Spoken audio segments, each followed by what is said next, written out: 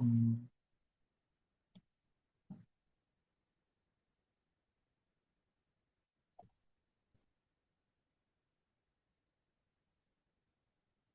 거쳐내고 문제를 계속 풀겠습니다. 공통 문항 사례 2019년 각국 정부는 A 지역에서 B 지역을 잇는 지하철 개통 방법 두 가지를 고민하고 있다. 단, 정부의 지하철 개통 예산은 300억 원이고, 사용 후에 남는 예산은 다른 공공부문에 사용할 수 있대.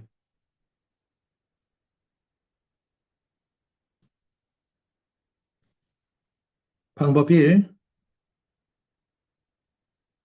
인구 10만 명, 20만 명을 연결하는 요 지역, 요 노선. 거리는 10km가 걸리고, 비용은, 100억. 그런데 이 C 지역을 경유해서 이렇게 가네. 그러면 거리는 이제 2배가 되네요. 비용은 뭐 산이 있는지 어쩐지 300억 원이 드네요.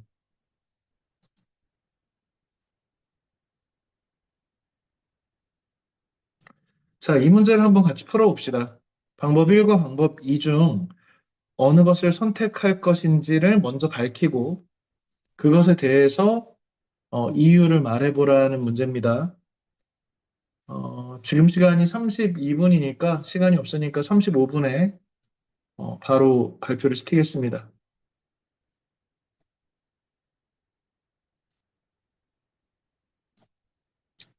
먼저 대답해보고 싶은 친구가 있으면 손을 들면 선생님이 어, 기회를 적극적으로 주겠습니다. 가능하면 뭐 다양한 학생들을 한 번씩 시켜보려고 선생님이 하고 있는데 어, 일단은 문제를 잘 풀어봐.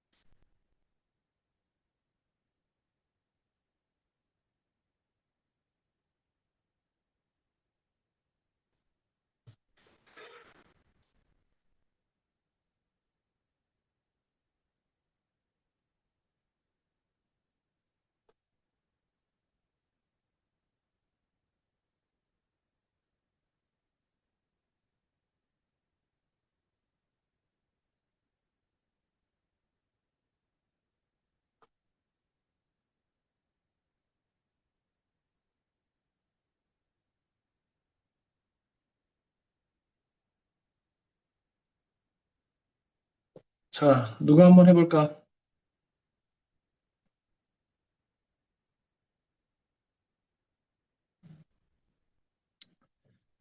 우선 김민솔이 해보자. 김민솔.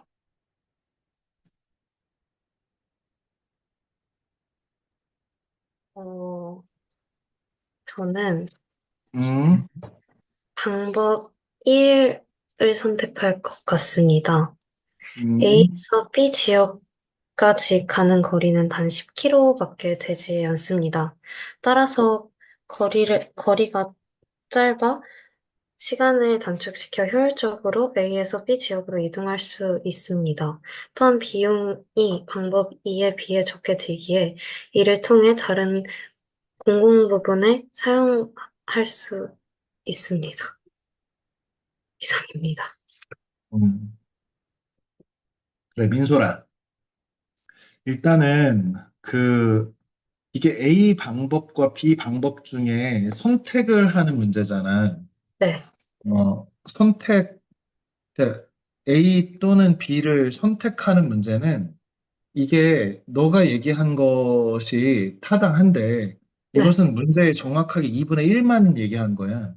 아, 이게 그 선택, 그 B를 선택할 경우에 당연히 혜택이 있고, 그러니까 그 효용성이 있고, 네, 그럼에도 불구하고 A를 선택하는 과정을 설명하라는 문제거든.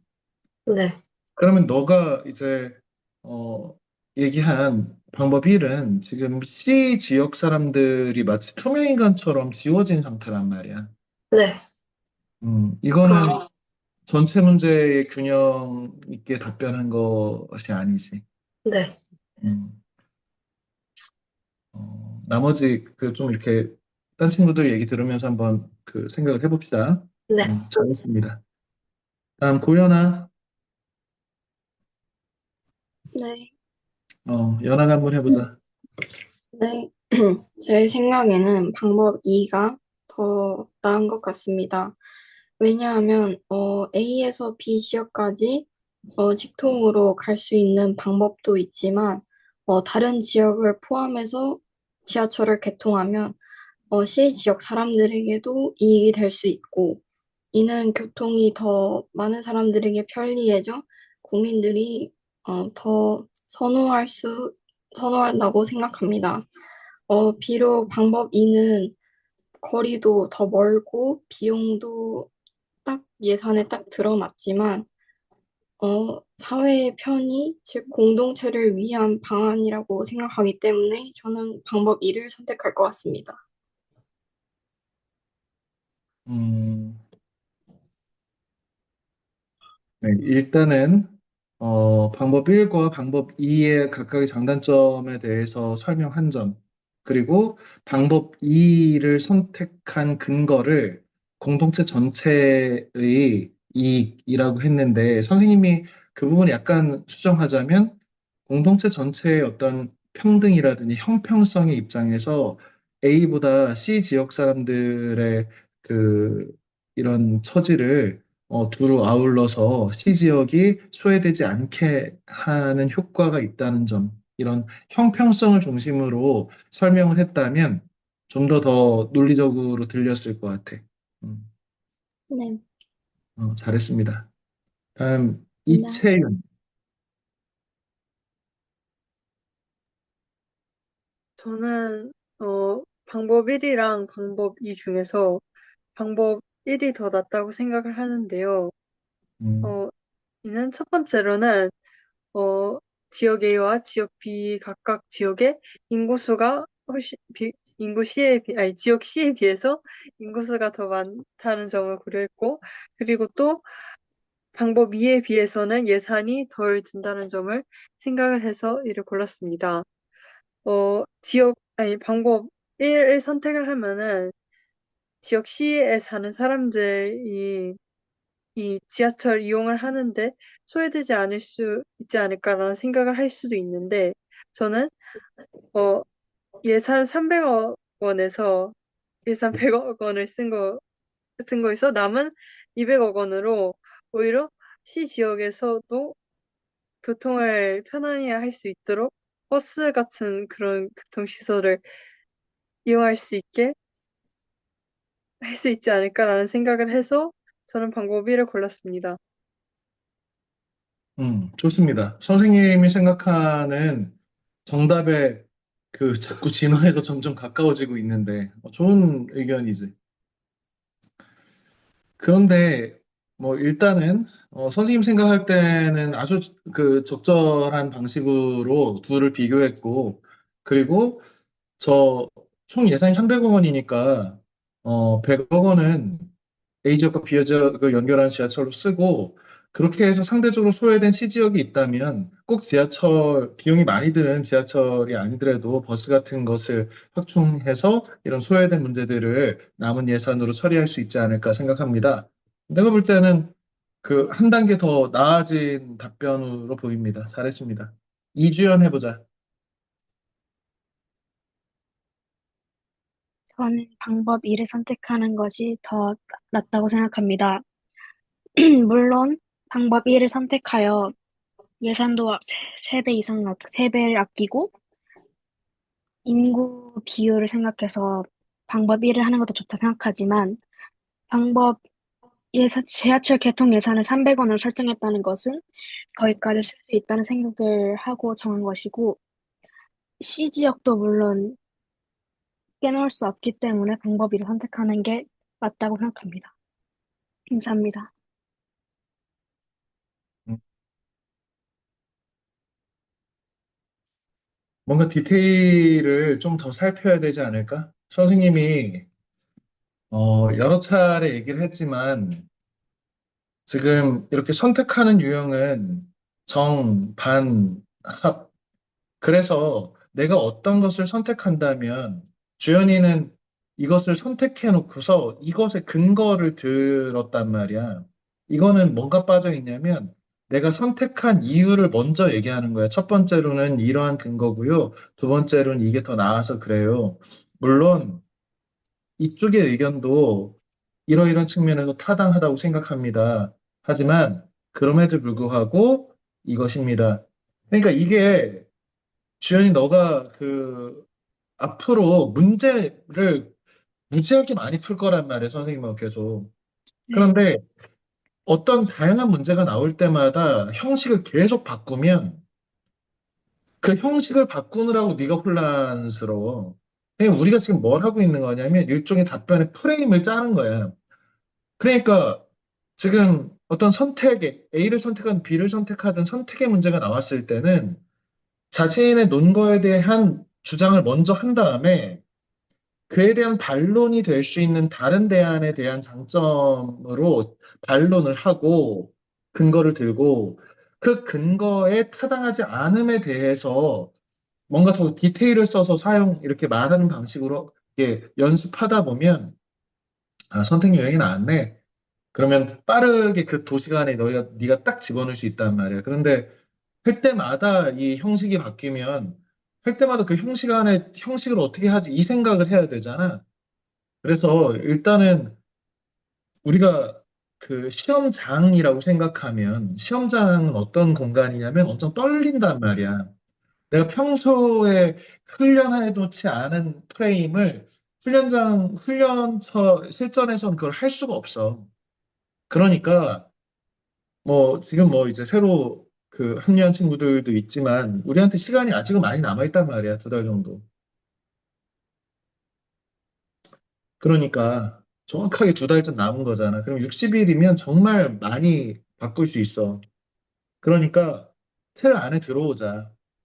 주연이는 내가 주장하는 바가 방법 1이면 방법 2면 방법 2에 첫 번째는 이런 이유, 두 번째는 이런 이유 때문입니다. 물론 방법 1이 더 효율성이 높은 방법이라고 주장할 수 있습니다. 왜냐하면 A 지역과 B 지역을 연결하는 인구가 이렇게 많은 지역 2개를 연결한 지하철이 아무래도 C 지역을 경유해서 시간이 오래 걸리는 이 노선보다는 좀 더 효율성이 높은 지하철이라고 하는 교통수단의 특징에 더 적합하다고 볼 수 있습니다.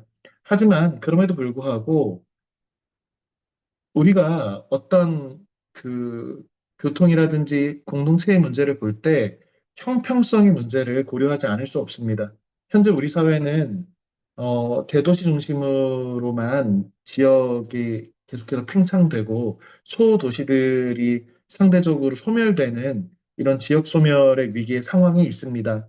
그렇기 때문에 이런 지역 소멸의 문제라든지 도시 간의 형평성의 문제를 해결하기 위해서는 C지역을 이 지하철 노선 안에 포함시킴으로써 A지역과 B지역의 사람들이 C지역으로 이동하면서 C지역의 상권이 늘어난다든지 이렇게 하면 국토의 균형적 발전이라든지 C지역의 상권이 늘어나면서 전체 사회의 효율성이 늘어나고 C지역 사람들의 그 소외된 마음들이 해소될 수 있다는 점에서 사회 전체가 고루 평등하게, 공평하게 발전하는 그런 사회가 될 수 있을 거라고 생각합니다.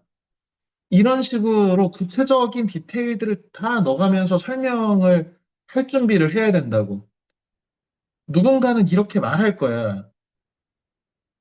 그러니까 너희가 가상의 너희 그 2대1 정도가 올해 예상이 되는데 이게 단지 그냥 나하고 싸움이 아닌 거잖아. 내가 그냥 하고 싶은 말 하고 나왔다. 그러면 합격이다. 이런 게 아니야. 누군가 엄청 잘하는 누군가가 있어요. 그 사람은 하고 나랑 견주어가지고 내가 이겨야 들어가는 경쟁 시험이잖아. 안타깝게도. 이게 대충 생각할 문제는 아닙니다. 음. 다음 누가 해볼까? 박준성이 해보자.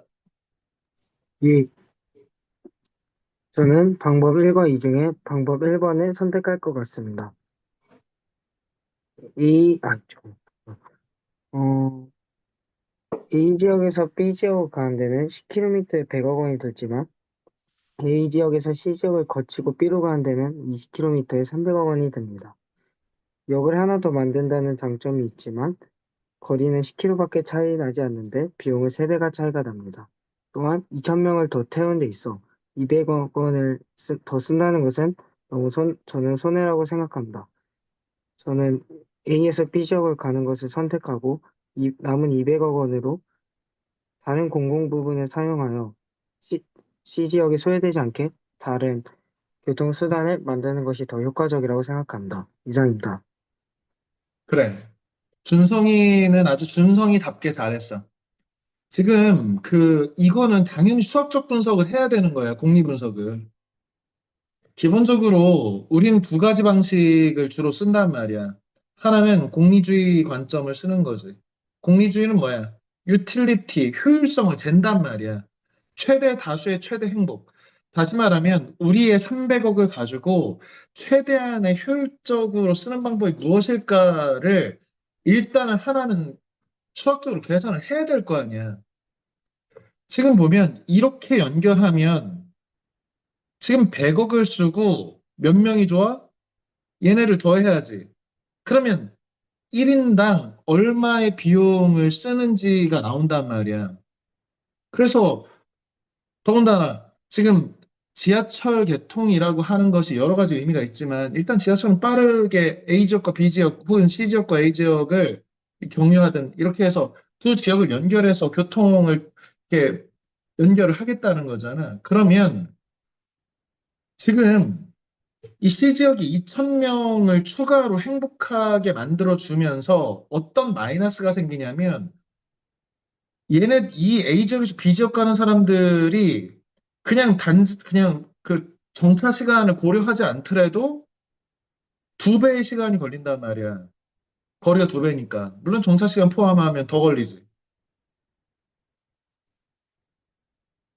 그러니까 이 문제는 얼마나 수학적으로 디테일하게 풀어낼 수 있는가가 전혀 다른 답을 낼 수 있는 거지. 그냥 뻔하게 풀라고 하지 말고 두 번째가 뭐였어? 첫 번째가 선택이면 정반합이고 두 번째는 신은 디테일에 있다잖아. 야, 여기 숫자를 써놓은 이유가 있겠지. 숫자를 분명히 다 써놨는데 왜 아무도 안 쓰는 거야? 계산해야지. 어떤 식으로도 계산해가지고 계산값을 가지고 논 거를 삼아서 이게 비단 방법 1을 선택하는 사람이 아니라도 방법 2를 선택하는 사람이라도 상대에 반해서 이러이러한 효율성 중심으로 설명하는 견해가 있을 수 있습니다. 그럼에도 불구하고 아까 선생님 뒤에서 얘기한 것처럼 형평성의 문제라든지 지역 균형 발전이라든지 뭐 이런 다른 인문학적이거나 사회 정치적인 이슈들을 집어넣어가지고 디테일을 늘려가면서 설명할 수 있잖아. 그러니까 꼭 내가 어떤 C 지역을 간다고 해서 효율성보다는 형평성에 더 방점을 찍는다고 해서 수치적 분석을 하지 말라는 법이 없는 거야. 숫자가 나왔으면 무조건 숫자를 곱하거나 더하거나 나누거나 해야 될 거 아니야. 다시 지금 현재 시간이 10시 50분인데 정확하게 53분에 이 숫자들을 어떻게 사용할 건지를 고려해서 다시 답변 받아보겠습니다. 3분 후에 다시 해보자. 디테일을 늘리고 그럴듯한 지금 앞에서 친구들 한 얘기든 선생님이 한 얘기든 다 포함해서 너희가 어디까지 좋은 답변을 만들 수 있는지를 스스로한테 좀 알려줄 필요가 있어.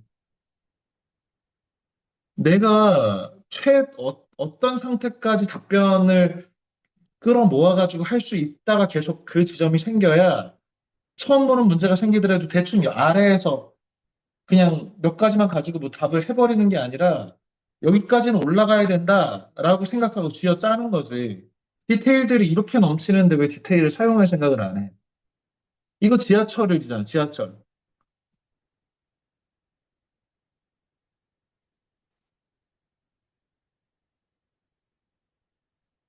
그리고 여기는 뭐 20만 명, 10만 명 단위의 도시 A, B를 연결하는 지하철 노선에 저 시지역 2천 명을 드리겠다고 이렇게 우회도를 가면 이 우회의 거리당 지금 비용, 준성이가 그 지정을 잘한 거지. 거리당 비용을 쟀던 거잖아.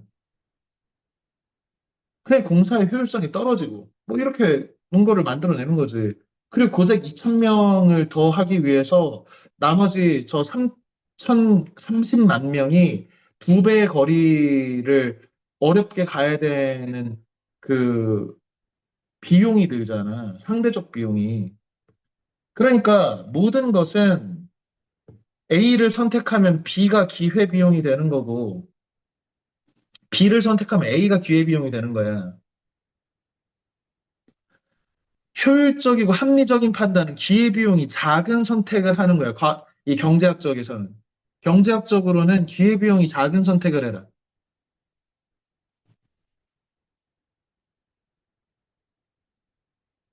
공짜 점심은 없다. 뭘 생각하든지 비용이 있는 거야, 다. 예를 들어서 내가 야구장에 갔어. 야구장에 가서 재미없는 야구, 하나 이글스가 지고 있는데 선생님 속 터져가지고 이 야구를 끝까지 볼 것이냐.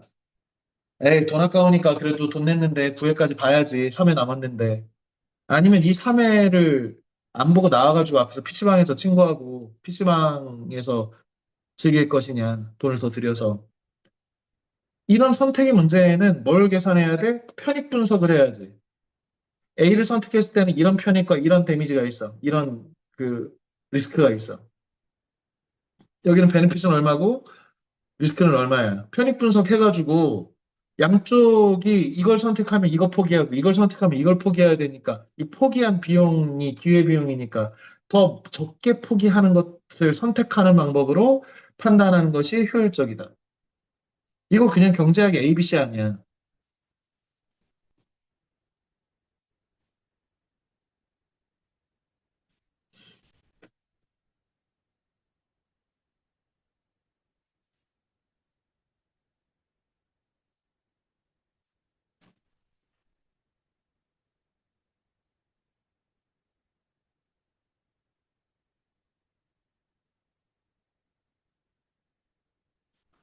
서민재가 해보자.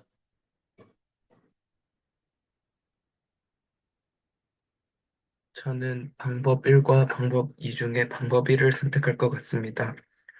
처음으로 방법 1을 하면 200억을 아낄 수 있습니다. 200억은 평범한 사람이라면 절대 꿈도 꾸지 못할 만큼 아주 큰 돈입니다. 그래서 할 수 있는 게 다양한데요. 예를 들면 도서관과 같은 다른 공공시설도 지을 수도 있고 원래 있던 시설을 청결하게 할 수도 있습니다. 하지만 200억을 사용해서 지하철을 지은다면 다른 C지역에 다른 것을 못 해주기도 합니다. 이에 관해서 방법 1을 선택한 사람들은 민, 정부는 최대한 모든 사람에게 도움과 노력을 쏟아야 된다고 할 수도 있겠지만 200억을 사용해서 C지역의 사람들이 더 좋아하는 것들을 많이 만들 수 있고 지하철은 버스나 택시 같은 대체제가 있지만 대체제가 없는 공공시설들을 만들어 많은 사람들이 즐길 수 있게 할 수 있기 때문입니다. 음. 어, 일단은 지하철 얘기를 하는데 지하철 안에서 충분한 논거를 더 뽑아야 돼, 민재야. 이게 도서관이니 뭐 청결이니 이런 얘기들은 사실은 그 지금 공공부문이라고 하는 것이 이 지하철도 공공부문이고 그러니까 정부의 예산을 써서 돌아가는 모든 것을 다 퍼블릭한 부문이라고 하는 거지. 그러니까 지금 이 문제에서는 결국 A, B의 선택을 위주로 설명을 해야지. 너는 이제 어떻게 보면 디테일에 천착해가지고 전체 그 주제로부터 약간 벗어난 게 문제야. 지금 이 답변에서는. 지금 뭐 지하철 말고 다른 것들을 뭘 할 수 있다 이런 얘기를 묻는 게 아니잖아. 묻는 것에 답을 해야지. 노태환이 해보자.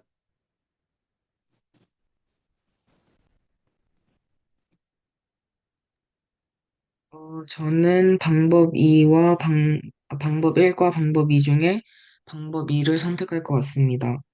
물론 방법 1을 선택하면 돈이 적게 들고 거리가 10km밖에 되지 않지만 이러한 이유만으로 소수의 불편함을 외면하는 것은 도덕적이지 않다고 생각했고 방법 2를 선택하면 A지역과 B지역 사람들뿐만 아니라 C지역 사람들까지도 지하철을 편리하게 이용하면서 C지역 사람들의 소외감을 해소할 수 있다고 생각했기 때문입니다. 음, 이상입니다. 태연이도 지금 반절만 답변을 한 거야. 어떻게 보면 반절이 아니라 3분의 1만 한 거라고. 지금 방법 2의 장점만 얘기했잖아. 방법 1의 장점을 비교해줘야 돼. 이건 둘 중에 하나를 선택하라고 했지만 너의 선택의 과정을 보여주라는 말이야. 그리고 분명히 선생님이 지금 이 방법 1이 갖고 있는 장점들도 설명했고 지금 여기 있는 디테일들 인구들을 왜 써놨겠냐, 여기에. 그리고 거리가 10km, 20km고 비용은 100억과 300억인 이유. 이런 숫자들의 의미들이 다 있단 말이야. 이 숫자의 의미를 문제를 출제한 사람들은 이 적어도 그 정보 준 것들을 다 사용하는 것이 기본 점수야, 기본 점수.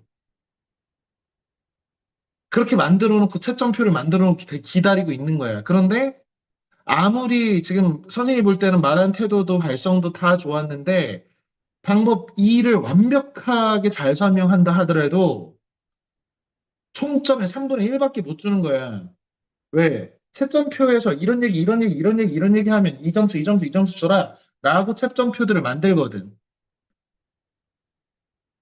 그러니까 선생님이 풍부하게 풀으라는 거야, 풍부하게. 계속 고민을 해봐야 됩니다. 이게 간단히 얘기하고 끝나면 지금 봐봐라. 너희들 지금 이런 식으로 얘기하면 30초도 안 끝나. 대체로 2분 얘기해야 된다, 2분.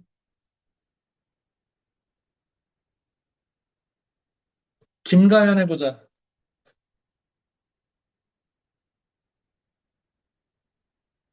저는 방법 방법 1을 선택할 것 같습니다. 첫 번째로 A 지역의 인구가 훨씬 더 많고 거리도 더 짧고 비용이 적게 듭니다. 게다가 A에서 C를 거쳐서 B로 가는 지하철역은 거리가 2배가 되지만 그 비용이 3배가 돼서 더 비효율적이라고 생각합니다. 2,000명의 편리를 위해서 10만 명의 불편함을 감수하는 것은 C의 입장에서는 편리할 수 있지만 A의 입장에서 불평이 많이 나올 수 있을 것 같습니다. 어, 아, 반면에 방법 2는 A 지역 사람들에 비해 가는데 시간이 더 오래 걸리고 비용도 많이 들 수 있습니다. 하지, 하지만 C 지역의 사람들이 적어도 B 지역에 가는데 불편함을 줄 수 있다는 의견이 있을 수 있습니다. B 지역에서는 더 많은 인구가 유입되어 경제적 발달을 이룰 수 있기 때문에 방법 1을 더 선호할 수도 있습니다. 제가 생각하는 가장 탁월한 방법은 방법 1을 바탕으로 지하철을 개통한 후에 남은 200억 원을 시 지역의 사람들에게 A 지역으로 이사 오게 하거나 시 지역에 더 다른 공공 장소를 설치하는 정책을 시행할 수 있을 것 같습니다. 물론 이사 오고 싶어 하지 않는 사람이 있고 지하철 때문에 굳이 잘 살던 집을 이사하고 싶어 하지 않는 사람이 있을 수 있지만 효율성으로 따지고 보면 A 지역에서 B 지역으로 바로 지하철을 개통하는 방법이 더 효율적이라고 생각합니다. 이상입니다. 네, 좋습니다. 적어도 이 정도 그 길이는 나와야 돼, 이게. 그런데 가연아, 지금 지하철은 이게 한쪽 방에서 한쪽으로 가는 게 아니잖아. 이게 그냥 이렇게 링크란 말이야. 그래서 쌍방향성이잖아. 그러니까 A 지역 10만 명 계산하는 건 안 되지. 이걸 연결하면 30만 명으로 계산해야 되고, 이렇게 연결하면은 이렇게 계산하되, 이렇게 경유하면서 얘네가 없지만 얘네는 지금 시간이 불편해진다. 뭐 이런 식으로 그 더하기 빼기에 지금 비지역 숫자를 안 넣으면 안 되는 거야. 네, 그 다음에 아니, 음, 그 다음에 문제는 그래. 이제 그 C지역 사람을 A지역과 B지역으로 2천 명밖에 안 되니까 이주를 하고 여기다 깔아가지고 이주 비용을 대고 그 다음에 이들한테 이렇게 잘 살게 해주면은 나머지 2천억 중에 뭐 1,000억을 쓰고 하면은 이게 모두가 좋지 않냐. 선생님은 사실은 괜찮게 들렸거든.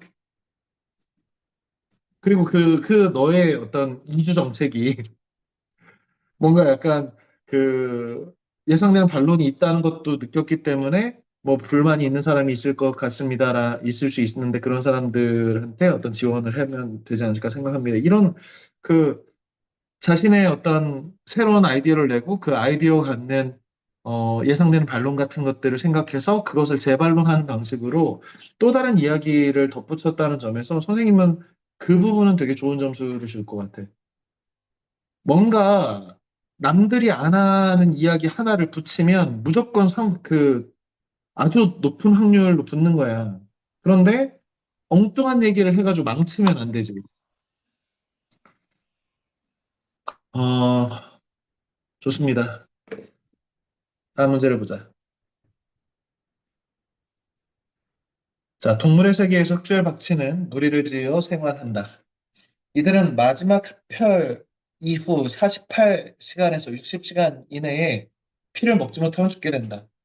그런데 재미있는 사실은 흑별박쥐 암컷은 수컷이 피를 구하지 못해 굶어 죽을 위험에 처하면 피를 통해 나눠주는 행동을 통해 수컷을 살린다는 것이다. 갑. 지역은 흡혈박쥐 사이에 협력하여 살아가는 이타적 행동이다. 궁극적으로는 다른 종보다 생존 가능성을 높이기 위한 이기적 행동에 불과하다. 지원자는 갑과 을의 의견 중 어느 것에 동의하는지 근거를 들어 이유를 말하시오.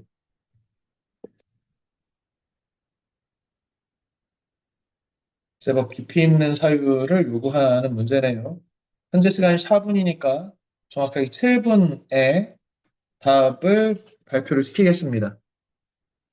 아까도 얘기했지만 이것도 역시 갑이냐 을이냐 을의 의견이니까 양쪽의 의견이 어떤 방식으로 타당한지 타당하지 않은지를 잘 설명하고 여기 안에 들어있는 디테일들을 최대한 사용해서 이 문제를 정확하게 답변을 하되 적어도 1분 이상은 답변을 해야 답변 같은 답변인 거야. 30초만 얘기하고 나왔다 그러면 탈락이야.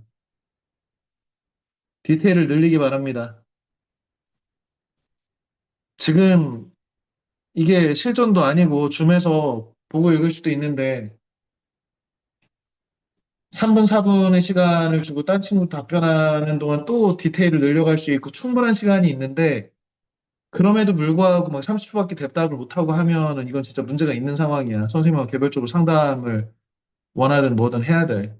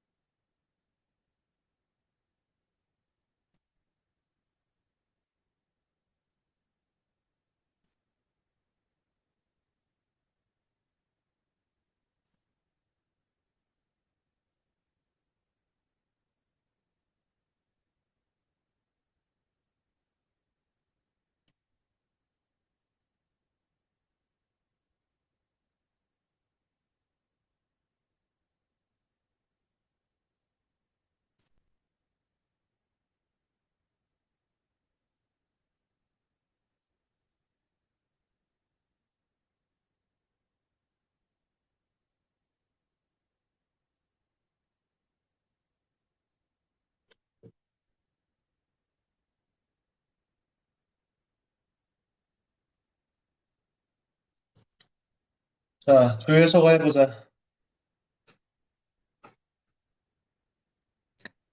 저는 암컷 특필박쥐가 굶어 죽을 위기에 처한 수컷 특필박쥐에게 피를 토해 나누어주는 행동이 서로 협력하여 상황하는 이타적인 행동이라는 갑의 의견에 동의합니다.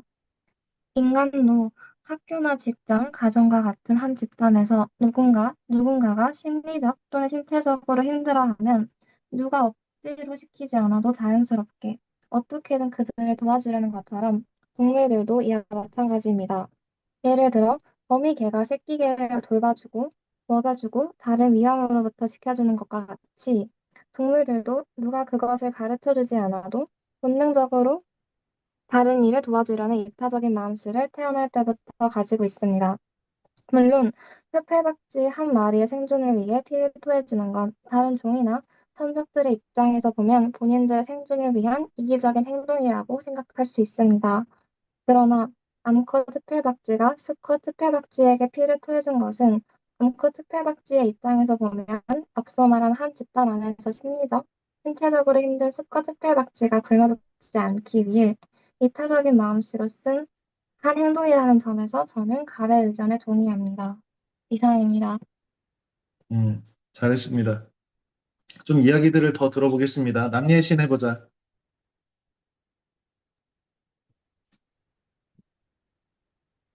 저는 흡혈박쥐가 암컷이 수컷에게 피를 나누어 주는 행동은 이기적이라고 생각합니다. 왜냐하면 모든 흡혈박쥐들이 서로 피를 통해 살리는 것은 이타적이라고 할 수 있지만 굳이 무리해서 암컷이 수컷에게 피를 토에 나누어 주는 것은 많은 번식을 하여 종의 생존 가능성을 높이는 행동이라고 생각합니다. 저 여기까지밖에 못 써가지고. 이제 그 어떤 식으로든지 마무리는 해야 돼, 예진아. 네. 그래. 준비를 잘 해보고 문지호 해보자.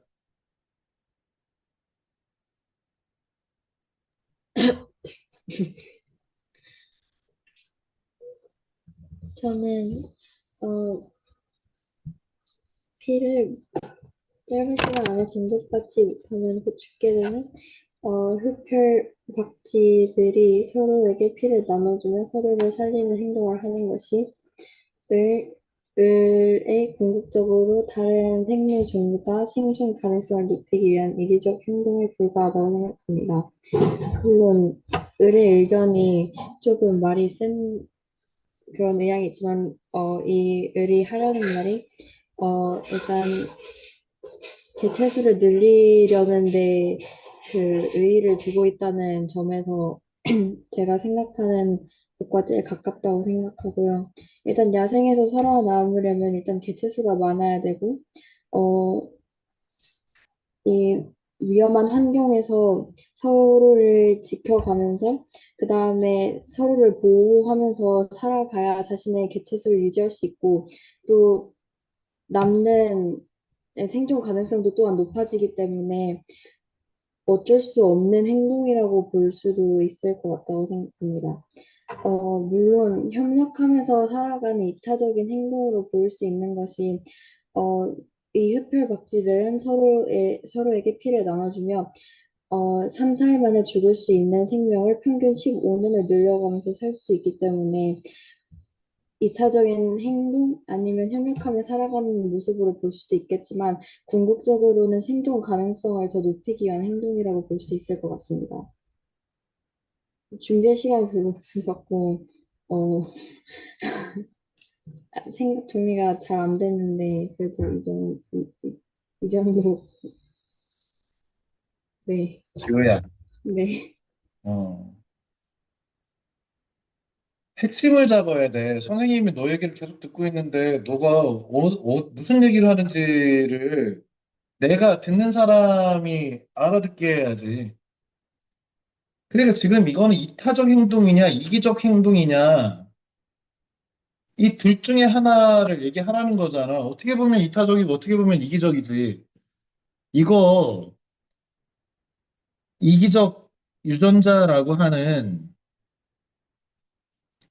리처드 도킨스라고 하는 다윈이스트, 다윈 유전론자들, 그 진화론자가 볼 때는 개체 단위의 개체의 이타성은 사실은 유전자 단위의 이기성이다. 야, 이거를 가지고 문제를 낸 거 아니야. 그래, 우리 종이 늘어나가지고 생존 가능성이 높아진다. 이런 얘기가 아니야, 이게.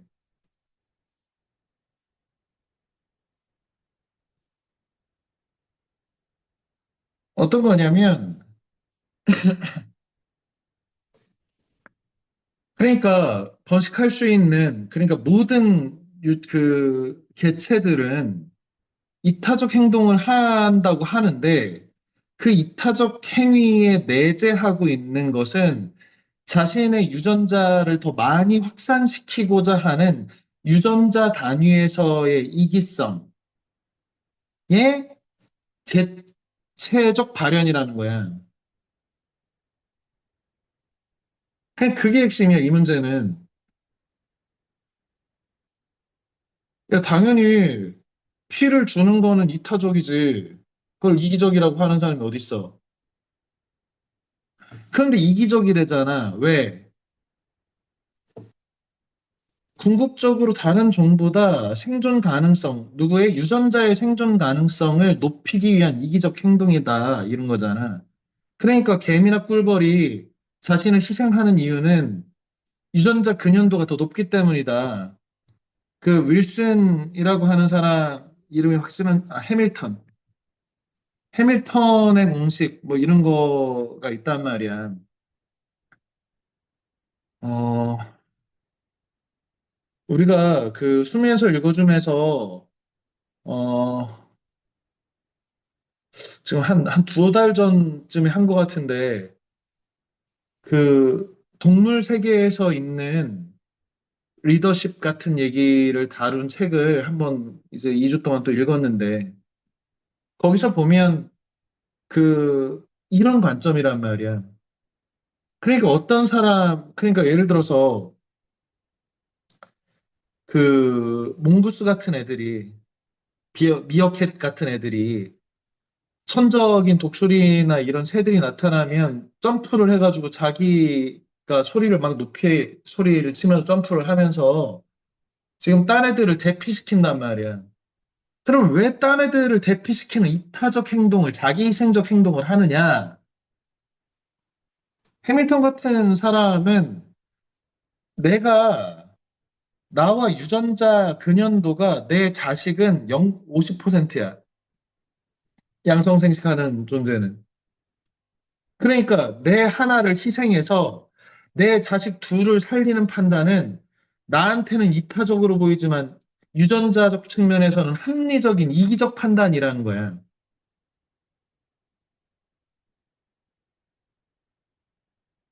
지금 이 문제를 이해를 해야, 이게 무슨 문제인지를 이해를 해야 이거를 풀 거 아니야.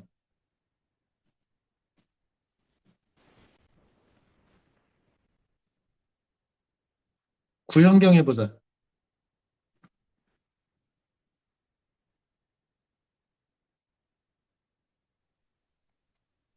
저는 흡혈박쥐 암컷이 수컷에게 피를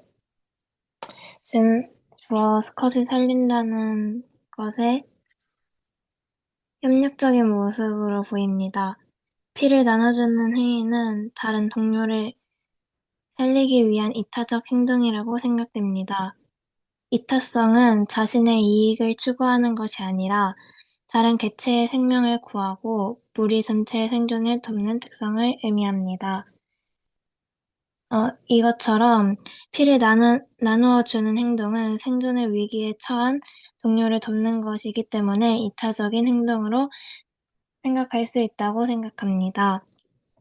을의 의견처럼 이러한 행동이 종 전체의 생존 가능성을 높이기 위한 행동일 수도 있습니다.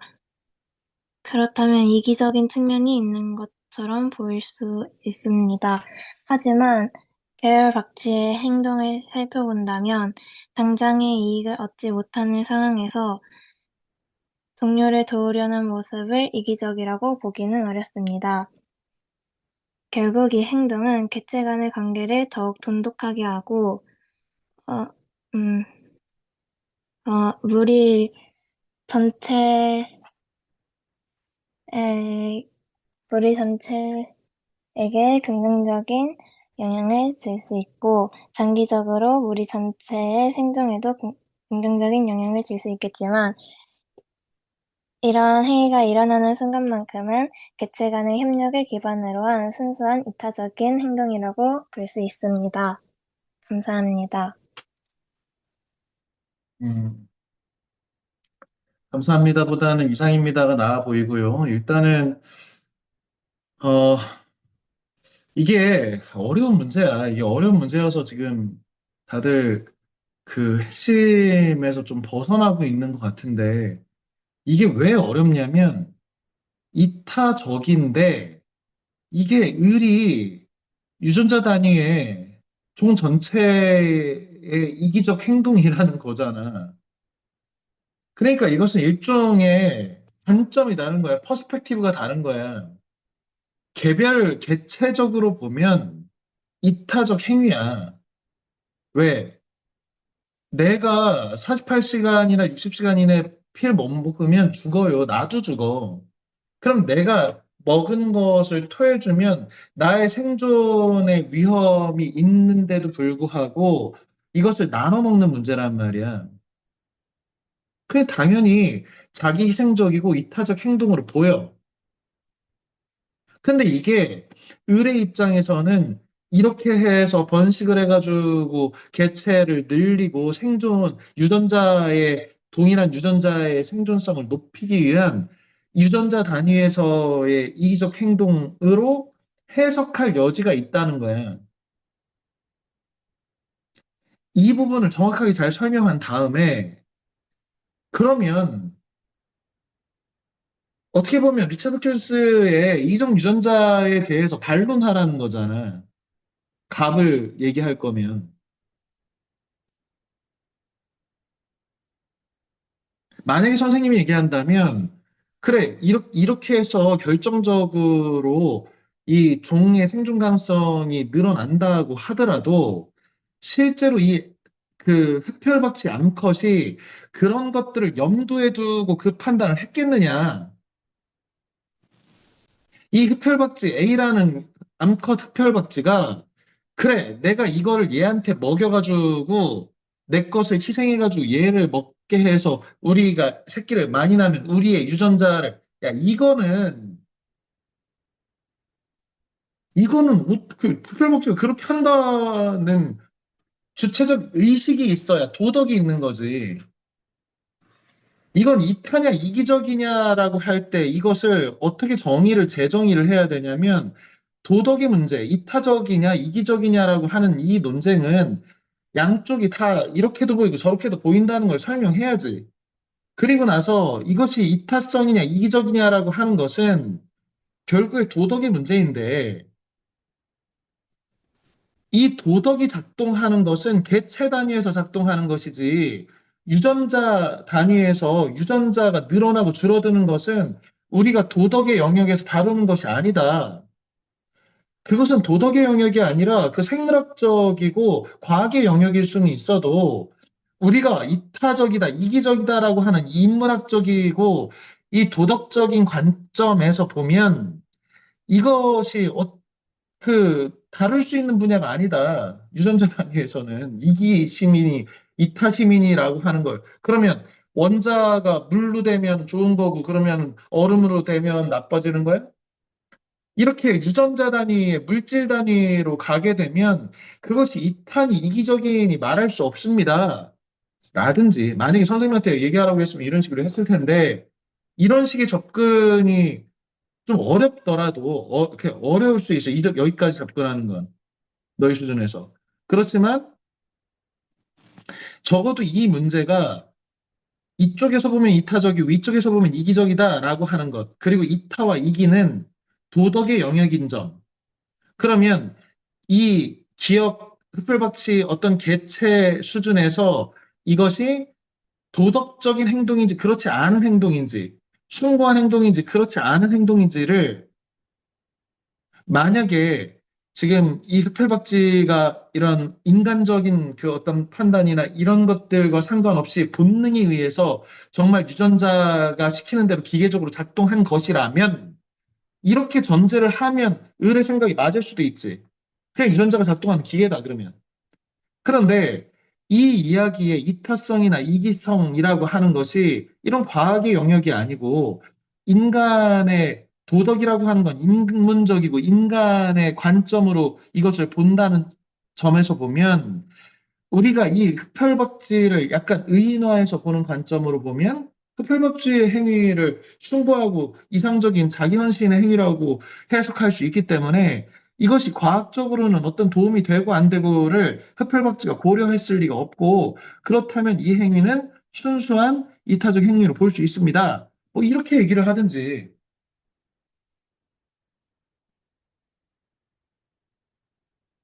문제를 더 디테일하게 이게 무슨 문제, 어떤 논쟁을 해야 되는 문제인지를 들어가서 봐야지.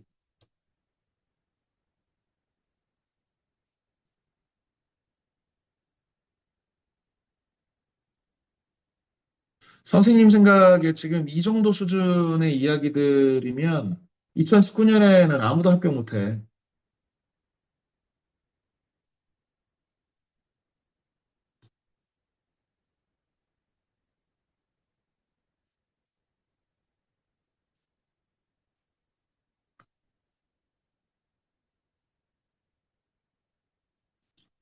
하나만 더 해보겠습니다. 공통문항 사례.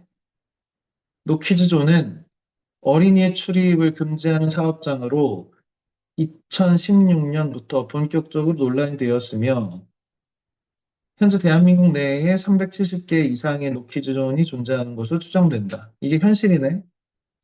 2017년 국가인권위원회는 노키즈존을 표방한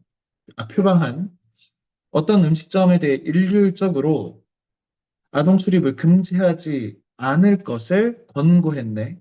국가인권위원회 대통령실 산하에 이런 뭐 법적인 가능한 어떤 이런 건 없지만 조언을 하는 거지 이렇게. 사업주의 입장, 아이의 소란스러운 행동과 부모의 방관 그리고 업장 내 안전사고의 책임을 업주에게 일부 지우는 법원 판결이 있으므로 노키즈존이 필요하다. 부모의 입장, 노키존이 다른 문제 유형의 고객은 출입을 금지하지 않으면서 문제를 일으키지 않은 모든 아이나 부모의 출입을 제한하는 것은 차별임으로 없애야 한다. 질문. 갑과 을 중 자신이 옳다고 생각하는 것은 무엇이며 그 이유는 무엇입니까? 자, 지금 27분이니까 5분을 충분히 시간을 주겠습니다. 5분의 시간을 줄 테니까 지금 선생님이 얘기한 선택의 유형이니까 정반 합이 잘 들어가게 예상되는 처음에 자신 주장과 예상되는 반론에 대한 재반론까지 집어넣어서 입체적으로 잘 설명할 것. 그 다음에 어쨌든 다른 친구들보다는 뭔가 더 디테일을 하나를 더 집어넣어서 합격할 수 있는 답안을 만들겠다라고 해서 최대한 쥐어짜가지고 한번 만들어 봅시다. 현재 시간 27분이니까 32분에 시켜보겠습니다.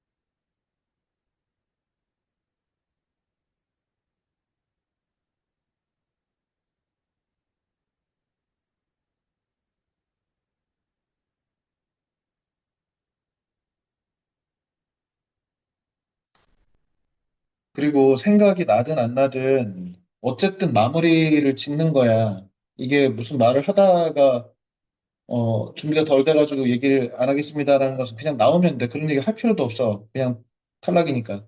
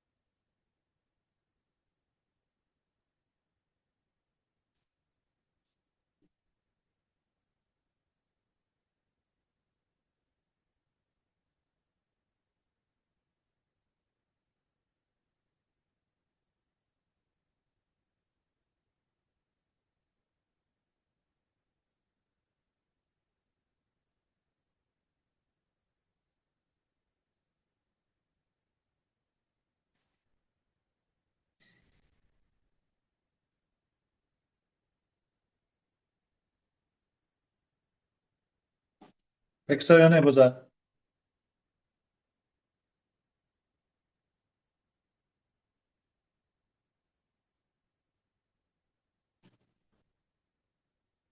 백서연,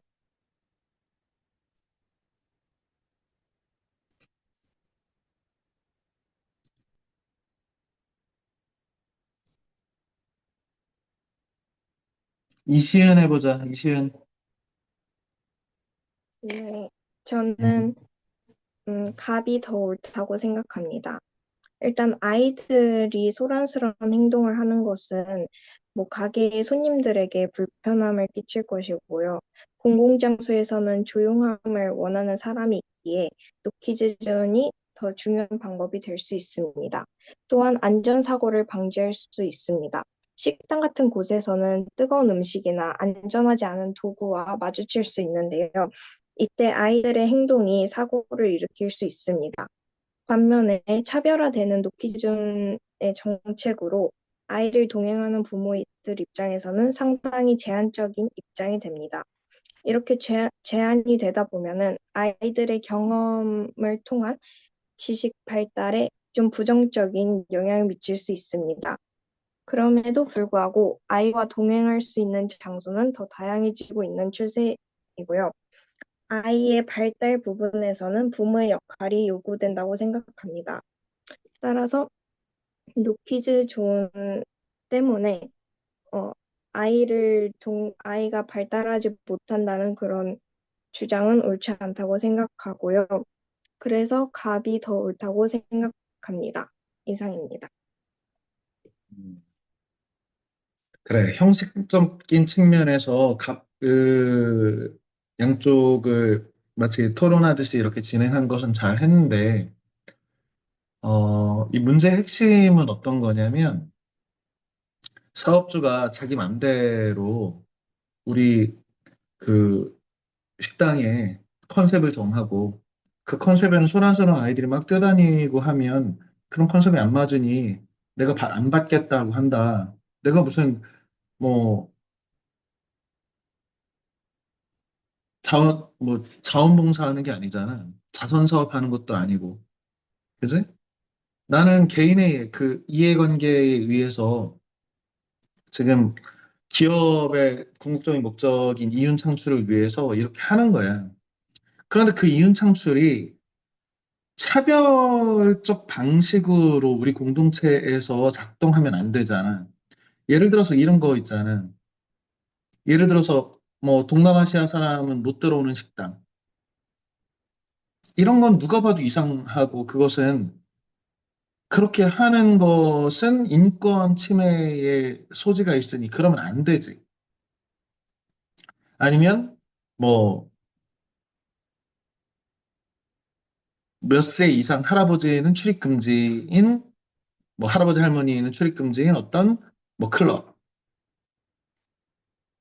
이거 나이로 사람을 차별하는 것은 그 차별이 아닌가?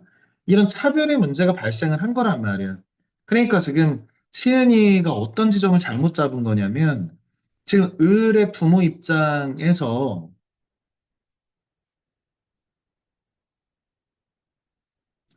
그 사회에서 아동들의 발달이라든지 이런 얘기들을 언급한 게 아니란 말이에요. 그런데 시은이 네가 그냥 갖고 온 거지. 그러니까 물론 그런 뭐 이렇게 그 할 수 있는데 정말 중요한 것은 일단은 이 핵심 쟁점이 무엇인지를 드러내고 사업주의 자유로운 자기 사업의 권리냐, 이윤 추구의 권리냐, 자기 방식대로 직업 선택과 이윤 추구의 방식을 자유롭게 하게 둬야 되냐, 자유주의지.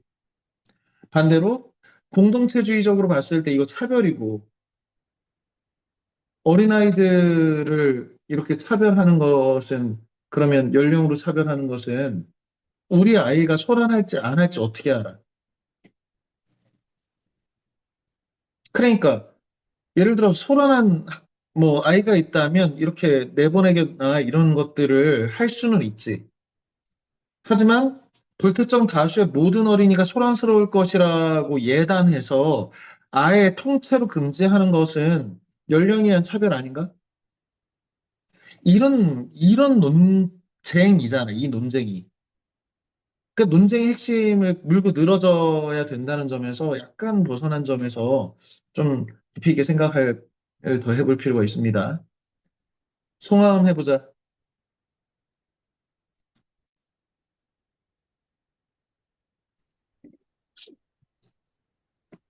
저는 갈배의 의견에 동의합니다. 물론 아이와 부모는 이용할 수 있는 공간이 제한되기 때문에 차별감과 불편함을 느낄 수는 있습니다. 그런데 국가인권위원회가 위 음식점에 대해서 아동의 출입을 금지하지 않을 것을 권고만 한 것처럼 상업적인 공간에서 노키즈존은 사업주의 자유로운 선택이고 특정한 고객을 위한 사업적인 전략이 될 수도 있습니다. 또한 다른 문제 유형의 사람들은 출입 금지하지 않으면서 어린이만 금지하는 것은 차별이다라고 했는데 다른 문제 유형의 사람들은 사업장에서 또 다른 조치를 취하게 될 것이고 노키즈존은 어린이만 차별하기 위한 것이 아니라 특정 상황에서 어린이 행동이 문제를 일으킬 수 있기 때문에 불편함을 줄이기 위한 것이기 때문에 을의 주장은 일면적이라고 생각합니다. 따라서 저는 갑의 주장이 옳다고 생각합니다. 대단히 잘했습니다. 음. 단어 선택을 뭐 선생님 듣기에는 지금 일단 단어 선택들이 아주 적절했고요. 뭐 이런 것들 일면적인 측면만 살핀 것이다라든지 뭐 이런 것들은 정확하게 얘기를 잘 하고 있고 어,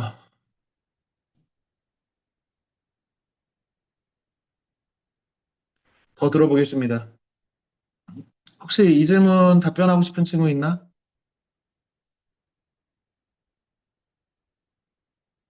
문지호 해보자.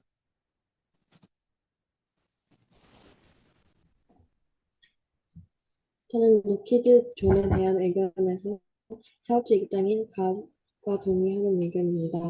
왜냐하면 어린이의 출입을 금지하는 사업장은 분명 이유가 있을 것이기 때문입니다. 아이들이 있으면 언제 난동을 부릴지도 모르고 사업장에서 다치거나 부모의 감시하 부모 부모가 보지 않을 때 위험한 행동을 할 수도 있습니다. 또한 매끄럽고 유연한 영업을 위한 조치로 볼 수 있고 어떤 사업장에서는 어린이들과 부모들을 배척하기 위한 조치가 아니라 어린이들과 그의 부모들을 보호하기 위해서 취하는 조치로 볼 수 있기 때문에 잠재적인 위험을 예방하기 위해서 취하는 조치라고 볼 수 있기 때문에 노키주조는 인권 침해가 아닌 꼭 필요한 방, 꼭 필요한 조치라고 생각합니다. 음.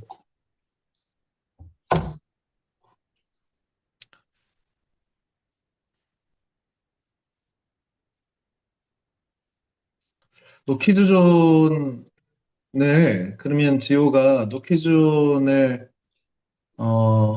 반대하는 입장으로 한번 말해봐봐.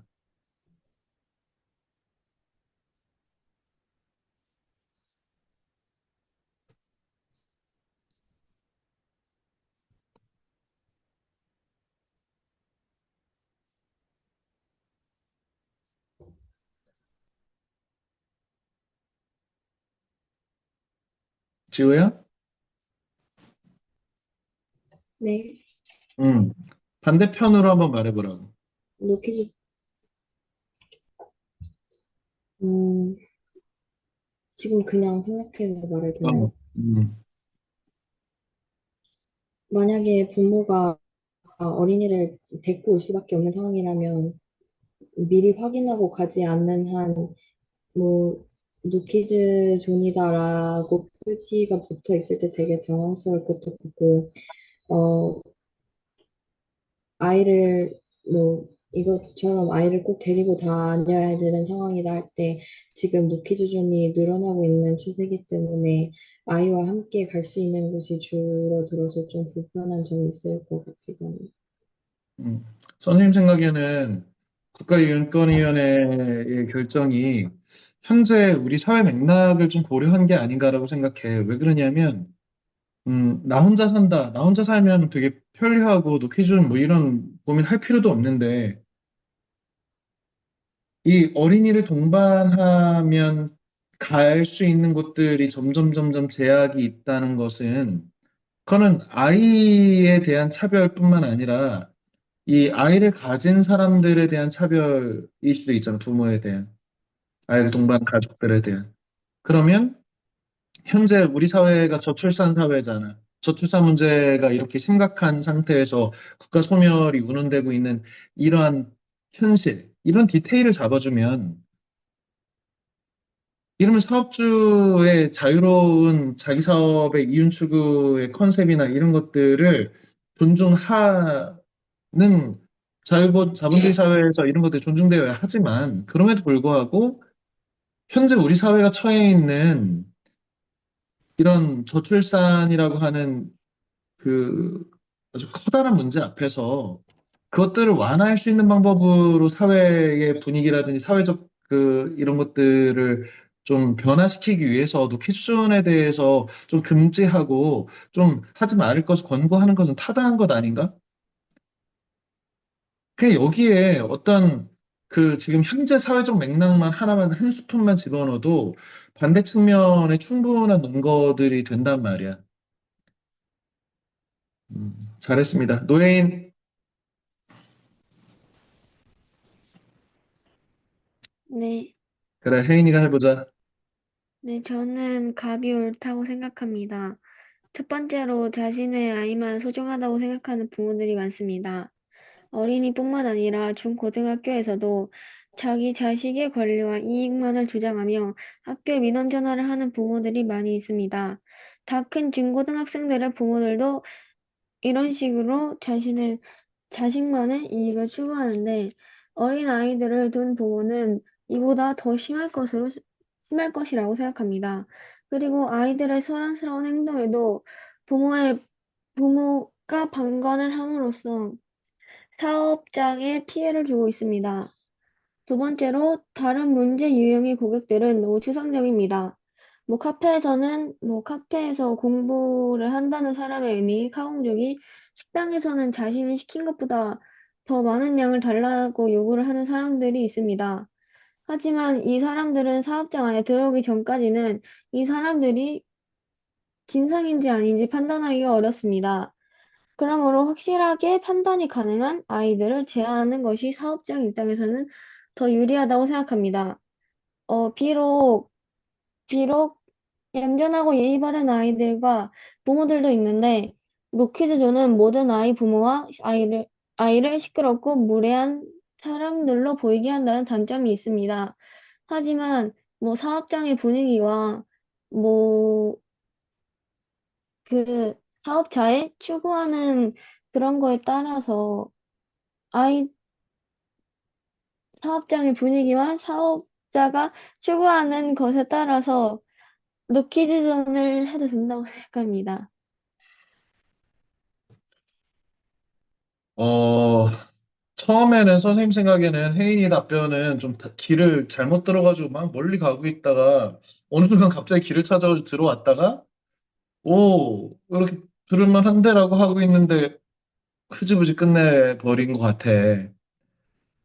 그러니까 혜인이도 아까 선생님이 얘기한 것처럼 형식 안에 좀 들어올 필요가 있지. 그러니까 그 지금 핵심을 잡고 핵심에서 내가 멀어진 것인지 아닌지에 대한 이 감을 빨리 좀 찾기를 바랍니다.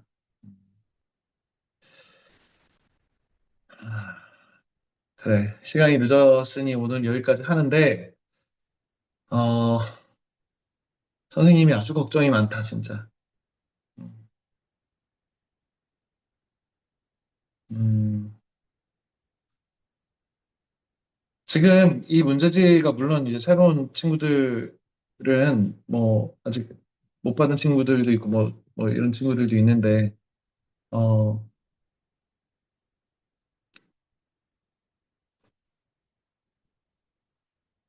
문제가 배포되면 사전에 좀 이렇게 풀어보고 다른 친구들, 뭐 여기 우리 학원 친구들 아니라고 하더라도 학교에 보면 같이 이렇게 그 외부 준비하는 친구도 있을 수 있고 최대한 한 번씩이라도 더 말을 하면 엄마랑 얘기를 하든 아빠랑 하든 한 번이라도 더 뭐 말을 해보고 더 문제를 풀어본 사람이 이기는 거야. 더 없냐 이거야. 더 없냐.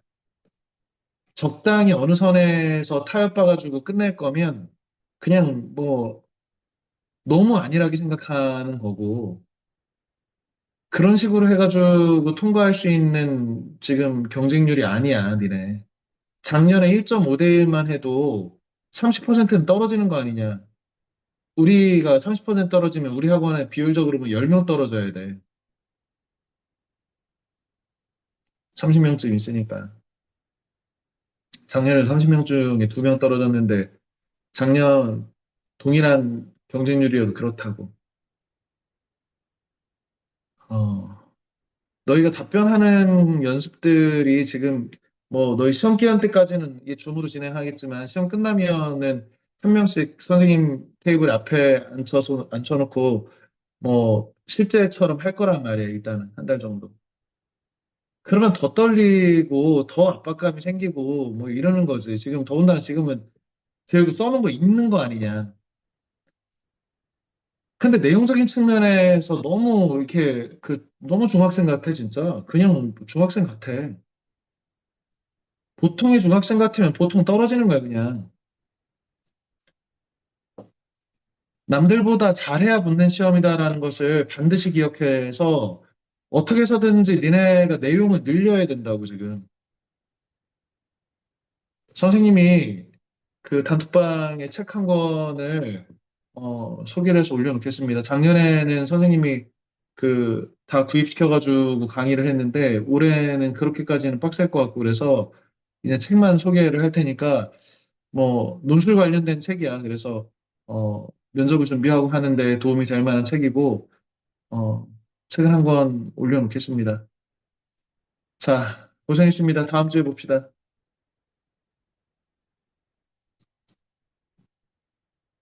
안녕히 계세요. 그래, 안녕. 안녕히 계세요. 그래, 안녕. 안녕히 계세요. 아니야, 고생했다.